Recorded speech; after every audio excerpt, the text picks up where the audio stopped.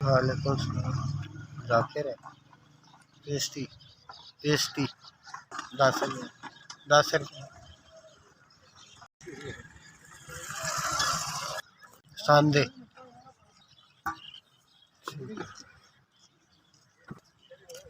पिंडा में जाना माड़ा बंदा दिहाड़ी बन जाती। मैं गरीब आदमी हाँ कि पिंडा में जाना वा डब्बे बेच के आना वा ते अपने बच्चों का पेट पालना वा।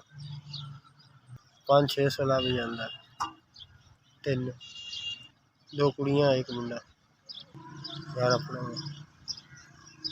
घर टुटा बजा हुआ घर है सह लगा के बैठे हैं।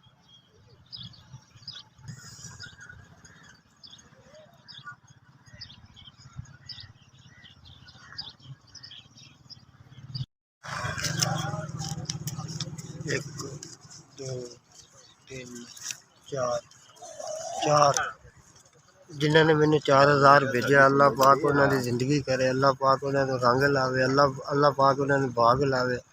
उन्होंने बड़ी बड़ी मेहरबानी जिन्होंने मैंने 4000 रुपया दिता। मेरिया दुआवां उन्होंने नाल इंशाअल्लाह उन्होंने बच्चों की भी जिंदगी हो। X है। मेहरबानी उन्होंने शुक्रिया जिन्होंने मैंने 4000 रुपया पहुँचाया है। उन्होंने सलाम उन्होंने 2 4 5 ਦੇ ਨਾਲ ਫਿਰ ਗਏ।